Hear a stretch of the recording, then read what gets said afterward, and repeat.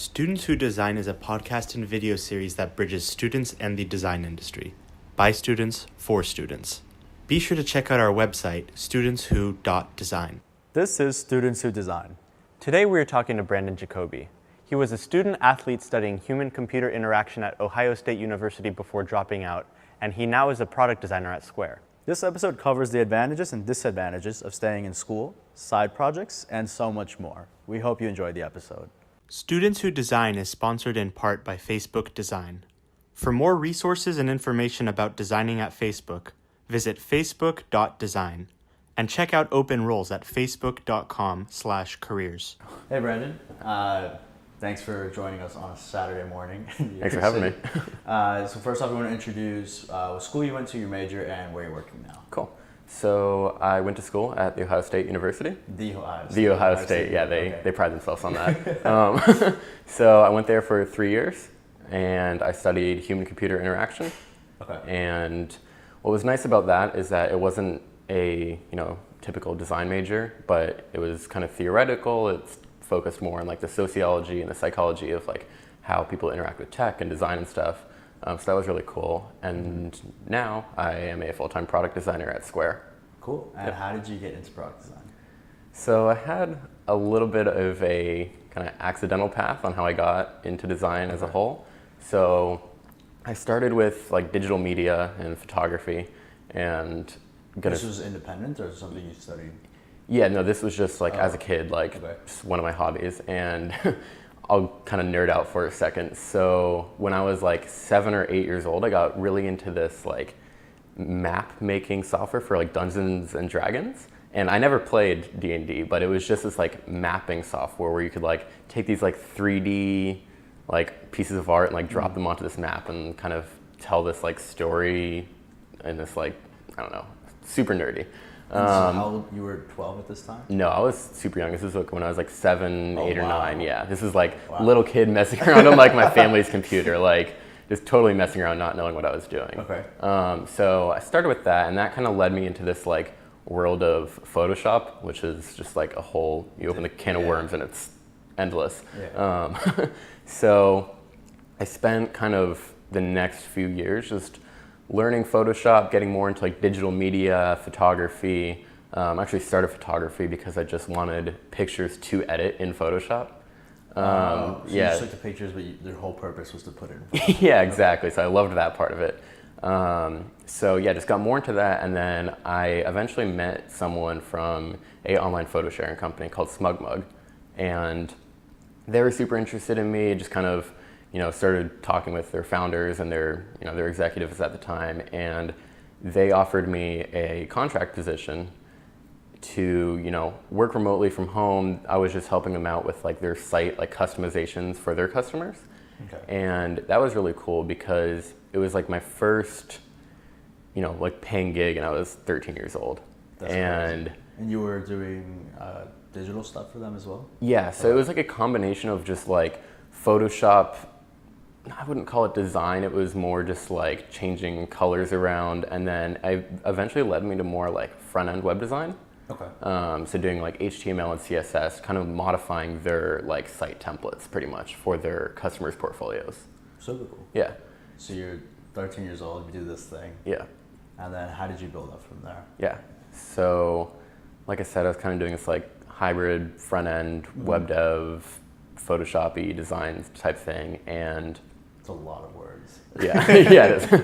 So I went up to SmugMug's headquarters. They're up in Mountain View, and I was living just outside of LA at the time. Oh, okay. Yeah, so they invited me up to the headquarters, and I went up there, and I met with their product design team at the time. And this was before I even knew like what design was really. Okay. And I remember they were showing me like what they were working on. I'm like, holy shit, they are like changing the product and how people interact with this site that millions of people use every day. And they're completely changing on how that works based on, the user experience and the visual of it. So it was really cool kind of seeing design for the first time. Okay. And then from the area, I just got more and more into the design side of things, started looking at as many tutorials and online resources as I could, and just snowballed from there. So you were exposed from a really young age. Yeah. Like from 7 to 13 and all these other touch points. And with that experience, you went to the Ohio State University. What was the decision to go there versus any other school that might have specialized in art and design rather than HCI or football? Right. Yeah. So to me, so in between that like the Smug Mug days and college, I also worked on like a lot of like side projects and just like online web apps, a little bit of side like freelance projects and stuff. And at that point, I was like really into web design and product design and stuff. So I wasn't sure if college was for me in the first place. I was thinking about just finishing high school and then moving to San Francisco or something and just starting in tech. Thankfully, I didn't make that decision. We'll get more into that later, I'm sure. But so for me, in picking a college, it was a lot about athletics. So you were an athlete? Yeah. Okay. So I was a gymnast all growing up, and unfortunately, gymnastics is in a really tough spot in the country for the men's side of things. So there's only 17 programs in the country. Oh, wow. Yeah. So I was pretty limited on what options I had for school. So Ohio State, number 2 in the country for a long time, always been one of the best, and that really stood out to me, and I was recruited by them, so that was a large part of my decision. So you're a full-time student, full-time athlete, and we'll touch on this a bit later, but I want to get to it a bit earlier, specifically with you, and that how do you manage everything? Because like trying to improve your craft and like these YouTube tutorials and finding the right tools, like it takes a lot of time and energy and investment. Yep. And that's like you're physically already doing that and you're already mentally doing that with school. Yeah. So how did you improve your craft while being pulled from both of these sides? Yeah. So I think it's less of time management, and like trying to find more time in the day to focus on design and any other hobbies you have. It's more about using the most out of the time you do have. So, if you only have an hour a day, whether it's when you first wake up in the morning or right before you go to bed, figuring out the things that you can do at that time that will help you out the most.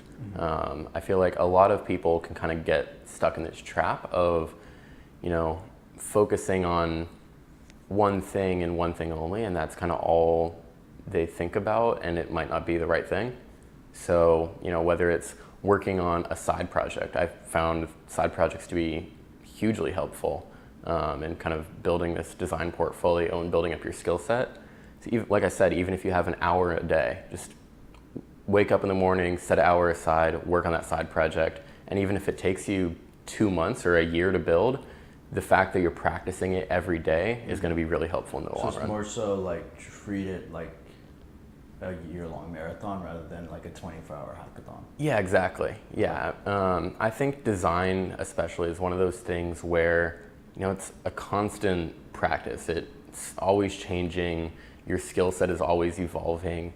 And a lot of people will think that, it's just like riding a bike. It's something you learn to do once and then it kind of just sticks with you forever. To me, it's kind of the exact opposite. You never master design. You're always learning. You're always changing what you know. You're always changing your process.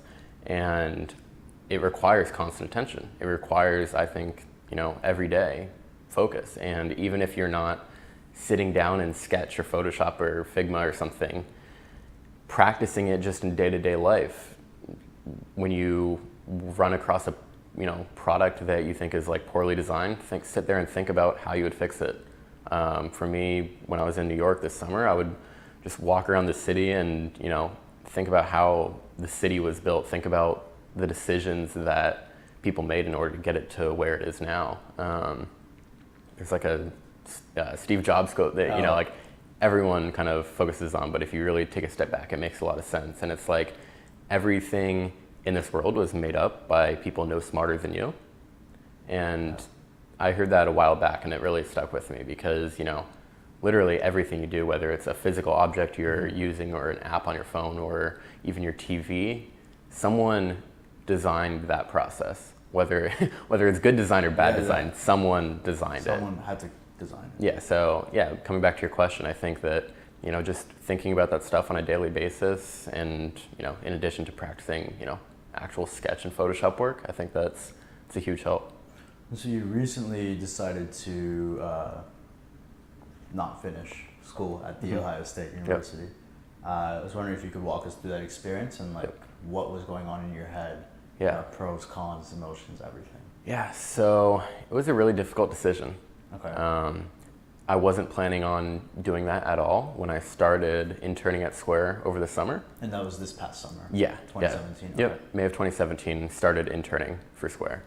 And it was kind of a longer process than I originally thought when I look back on it. I never planned on dropping out, for lack of a better term. Yeah. Never planned on dropping out, but now that I look back on the experience, I think what led me to wanting to intern at Square was this kind of realization that, okay, I need to start thinking about life after school. And this, I would say that was back in January of 2017. So the beginning of the year, I started looking for internships and stuff, started thinking about what's good for long-term career. Yeah. And so I started interning over the summer and immediately fell in love with it. And as time went on, I started talking with my managers and my team more, and they graciously extended me an offer to join full time. So even though they knew that you were a rising senior? Yeah. Oh, wow. So, and they were very generous in, if I decided to go back to school and join a year later, then the offer most likely still would have been there. But, it was there. It was there, and the product that I was working on and still work on today, which is called Cash, it's a very exciting upcoming product. It's been around for a while, but it's kind of, at this turning point where it's growing really fast and stuff like that. I was working on really exciting stuff over the summer, and I couldn't see myself giving that up and waiting a year to work on that again. And so I'm sure there's a lot of students who might be listening to this now who might be in a similar situation where they work somewhere and they could say, hey, I want to go full time. And maybe the company will make it work. I'm sure there's a lot of students who aren't in that position either. What would you recommend to students who are considering that school may not be worth it for them? How can they fact check themselves or just try to take a step back and be like, okay, how do I really think about this? Yeah. So I actually had a piece of advice when I was making this decision from, we have a mutual friend in him, Jared Arandu. Yeah. He gave me a piece of advice. I kind of told him where I was at, and he made a good point of, not looking at it as the pros and the cons, but at the end of the day, what do I value? And do I value my relationships and my friendships at school and the athletics, which, Of course, you've been committed to that all your life. Yeah, exactly. I was doing gymnastics for 17 years. And was I ready to give that up for something else that I valued very much, which is, changing, for lack of a better term, changing the world through design. Yeah. So it took a lot of soul searching. Over the summer when I was making that decision, I don't think I was in the best place the whole time. It was really weighing on me. So you were thinking about this for a long time then? Or in the summer, not necessarily in August? Yeah, so it was a long process. I would say it was a good 2.5 months of making this decision. And then, I kind of realized after the thought, looking back, just how good of a decision I think I made, because it's not that I was unhappy while I was at school, but, college is a bubble. 100%, yeah. Yeah, and after I made the decision to drop out, going home and visiting family, it felt like I was... liberated. I was liberated. I was alive again. It felt like I was full of life for the first time in 3 years. And that was a really incredible feeling. I suddenly was able to talk to friends who I knew before college, and I hadn't talked to them in years. And my creativity started, flowing again. Do you think because like school is is it just a constraining environment, like or like the like where like at Cornell for example, it's always very much like you either study or you party because there's not much to do in the middle. Yeah. And I'm sure at other schools it's a similar situation where like school's probably the only environment where you probably work 7 days a week. Whether it's on homework or like projects. Yeah, it's a full-time job. Yeah, but at the same time you like full-time relax, and it's just like this schedule that you'll never find in the real world. Yeah. So, like you said, it's a full-time job, and you work so hard during the week. Once the weekend comes around, whether you're socializing or going out with friends or studying with homework or something, you don't really want to do anything else just because you're so busy the rest of the time. Yeah. It's kind of all you want to do sometimes, just like sit on the couch and relax. And even if you have a strong passion like something like design, it's hard to focus energy on that just because you're so wiped out from everything else you're doing. On top of that, I think it's more scientific. You kind of take on the personalities of who you surround yourself with most. Oh yeah, you're the average of your five. Yeah, five people that exactly. So I feel like there's been a lot of research around that lately, and it's very true. If you're in a college environment where you're partying all the time and you're just in the classroom with your head down studying, and you're not surrounded by other designers or other creative, like-minded people, you sort of take that on. And for me, I experienced that firsthand. I feel like my creativity suffered a lot in college through the 3 years that I was there, and I feel like I didn't grow a lot as a designer. I felt like I grew a lot as a person, and I expanded my social network, and I grew up a lot. Yeah. But that was at the hand of my creativity and my design thinking. It was just, looking back, that was at an all-time low. And since the time, post dropping out, I feel like that's been totally reignited. I feel like my creativity now is at an all-time high, and I realize that's just because, instead of being surrounded by students who don't really know what they want to do after they graduate or even while they're in school, now I'm surrounded by people who are completely like-minded. I'm, working at a design-first company like Square, and that's really amazing. So we talked a lot about the pitfalls of school, or the disadvantages. But what are the advantages or benefits of staying in school, and how did you try to build the best of your ability that creative environment? Yeah, so I feel a little bad. I don't want to sit here and bash going to school, or I don't want to tell the entire audience to drop out. I don't think that that's the case at all. I think that there are a lot of benefits of going to school, and I, for the 3 years that I was there, I did find a lot of value in it. Most importantly, I think just, growing as a person. I was in a very different place when I finished high school and was going to college. I think that, the social network that you build in college and the, maturity process that you go through once you get to college, and, the ability to start critically thinking about problems just you run into in life, those are things that you learn in college and that you experience in college. And I think those are really beneficial. On top of that, I had athletics, and athletics was an experience that changed my life forever. I met some of my closest friends through the team, and those are friendships that I'll have for the rest of my life. And on top of that, I learned how to work on a team environment. That was huge, and that's a skill that I'll take with me through the rest of my career. The ability to work with others and rely on others, and how you can get the best out of others to help you with whatever you're going through. Those are skills that were really helpful that I would have only gotten by going to school.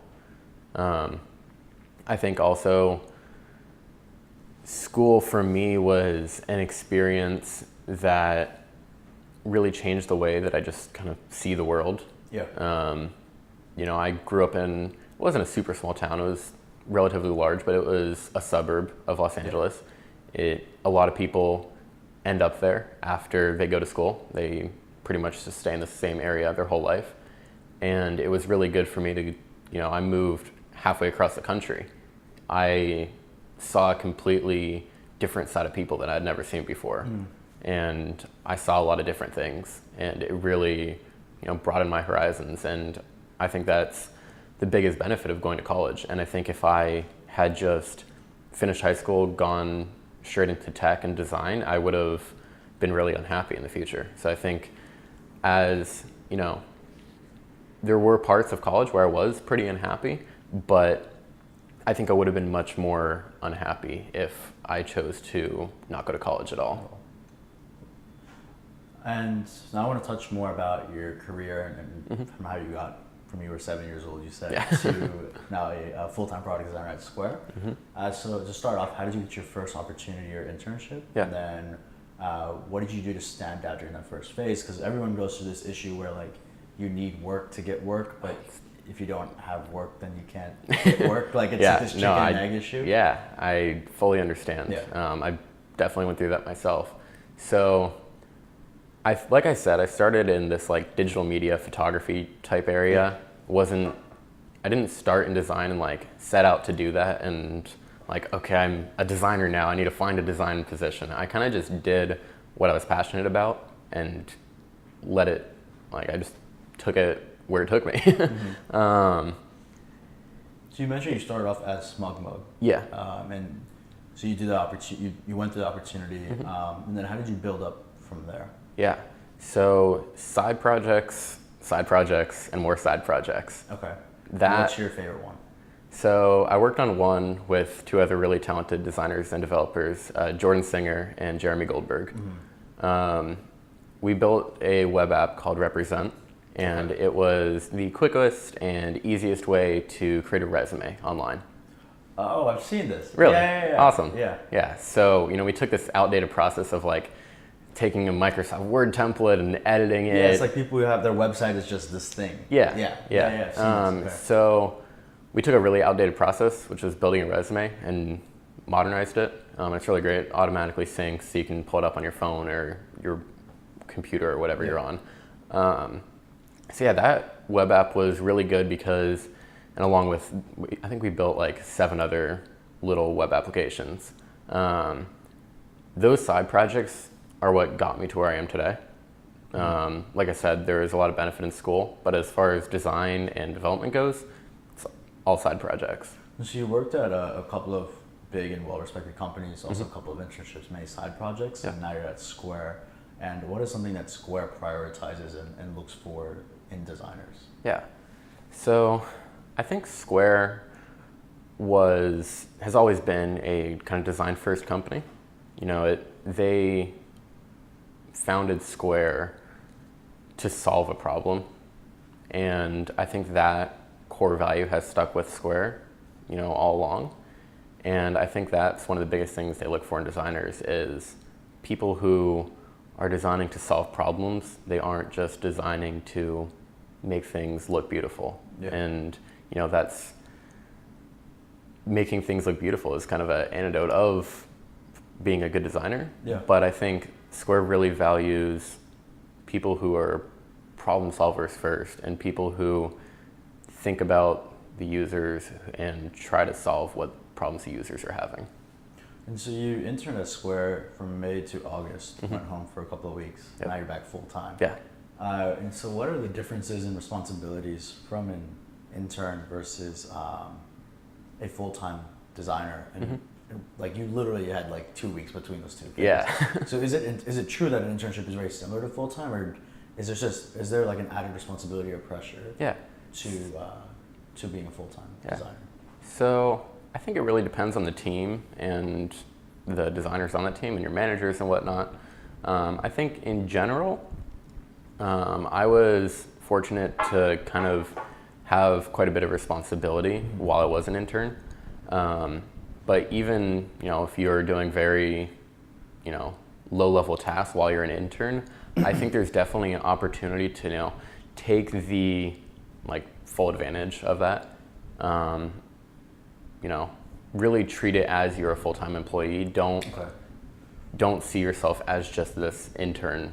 Think about what would you be doing if you were a full-time employee. And so what are some things that you see or that you realize you did as an intern that was that full-time employees don't do? Whether that's like professionally or just like as from a designer perspective. Yeah, so I think taking initiative would be the biggest thing.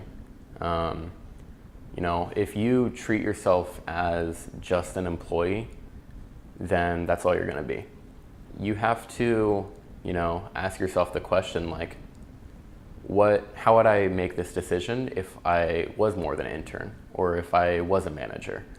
You know, that's not to say you shouldn't go behind anyone's back or, you know, step on anyone's toes, but, you know, really try to see yourself and frame the questions you're asking yourself as someone who is going to grow a lot in the future. And what would you recommend to students who might be doing their first freelance gig or their first you know, product design internship at a startup and they want to level up to either a really big agency or a big tech company or even Square? Yeah. So I think building a portfolio of more than one area can be really helpful. So do you mean like one area as in visual design or action design, product design, or like product design, photography, art? A combination of both. All of it? Okay. Yeah, I was referring to more kind of different areas of design. Okay. You know, I think that a lot of people kind of get stuck into like, oh, I want to be a UX designer and just wireframe, or I just want to be a visual designer. I want to pick the colors of a gradient. Yeah. I think something that can be really beneficial is having the whole process in your mind and really kind of have the ability to work on whatever part of a product that needs to be worked on. It opens up a lot of opportunities that wouldn't be there if you were focused on kind of one area. So you're showing breadth in your skill, but depth in the work. Exactly. So this final and last segment are questions that we ask every guest, and they're questions that we received from the student design community. So we polled a bunch of groups on Facebook, Medium publications, Twitter, etc., and this is what's on their mind. And so our first question is, having the experience that you do, there's probably some things you feel like the full-time design industry doesn't quite get about the student design community. Could you speak a little bit to that? Yeah, that's a good question. I think that there's kind of this misconception that, you know, this generation that's kind of in college right now isn't thinking about the future and isn't thinking about meaningful change in the world. And I think it's the complete opposite. I think that, you know, this generation is growing up in a time that no other generation will. And that's the time of like, you know, design and technology is becoming huge in the world and it's becoming like ubiquitous in our lives. And no other generation is going to experience that. So I think more people should understand that we have a really unique vision and we're the ones they're going to change the world and change the future. That's a good, I've never heard it. No one on the show has answered it like that. So that's awesome. And so you currently and previously have a lot to manage, whether that's in school, being an athlete, being a designer, and then currently just laundry, design, like life. Right. How do you try to stay on top of it all? Yeah. It's really hard. I think I've never actually been a good person managing my time. Really? I've always kind of struggled with it. Okay. I'm starting to learn now, and that was one of the things I learned in college. I don't know if I got good at it in college, but it definitely helped while I was there. I think what people can do to kind of, you know, stay on top of things is just kind of, like I said earlier, just make the most out of their time. You know, don't worry about not having a lot of time to do something. Just use what time you do have available for that. And so there's a lot of articles, books, newsletters, so much noise in the industry. How do you filter out what's actually relevant to you or good content versus noise? You know, in a word, ask. Ask. Okay. You know, it's easy to get caught up on design Twitter. Yeah. You know, and just see all this random bullshit that people are sharing, but find someone, whether it's a mentor that you know personally or just someone that you follow that you appreciate their work, reach out to them and ask, hey, what did you read to learn how to do X? Or what resources do you suggest so I can learn how to do Y? It's, just find people whose opinion you value and see what they offer. No, so recently I've been trying to get more into like 3D stuff. Yeah. And 3D modeling, and like every article ever is like how to do VR, like VR cheat sheet, right. and like all this stuff. And over the summer I was working on a UI kit, and so his designer, his name is Jean-Marc Dennis. I love his work. I might be like butchering his name, but he created and modeled the wallpaper for the UI kit. Awesome. And I was like, how did you do that? Yeah. And he's like, Cinema 4D, download that. Grayscale Gorilla, follow that, and I was like, all right, that's what I'm doing. Like, no Medium article is going to tell me like straight up what to do. Right. And it works. Yeah. And like, I never thought about asking people who actually do this stuff rather than trying to find a new style. Like the example you gave is a great example. Like if you want to learn how to do 3D stuff, don't go to Google and type in like, how do I 3D?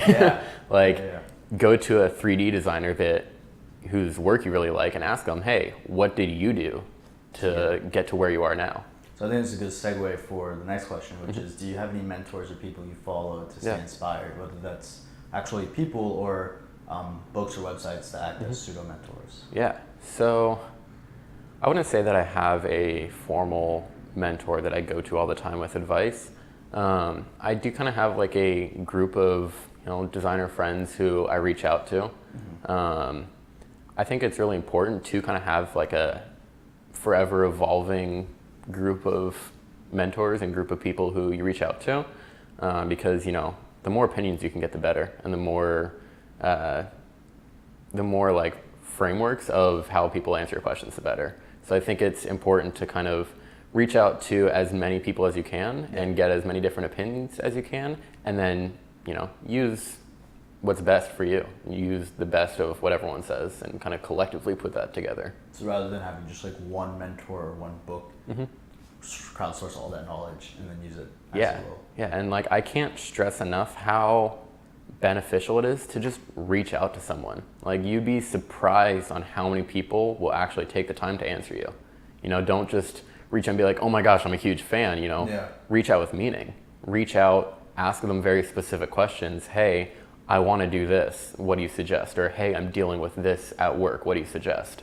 And reach out to people, whether they've gone through the same thing or they haven't. They'll either answer you or point you to someone who can answer you. I think it's a lot of things that students struggle with is like they know they should reach out, but it's just weird. Like, do you say like, hey, I like your work, can we like get on the phone and talk about like, but at the same time you don't want to be direct and be like, hey, I want to know how to 3D model, I like your stuff. Right. I also want to be, a 3D or like be on social VR or whatever product team you want. Yeah.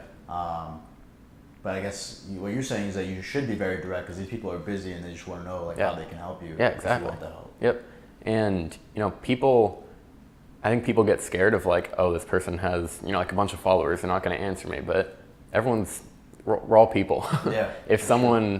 If you were in their shoes and someone reached out to you and had a meaningful question, sure you'd answer. Like we're all people. We're all hopefully nice people, some more than others. But like just reach out. There's no harm in doing so.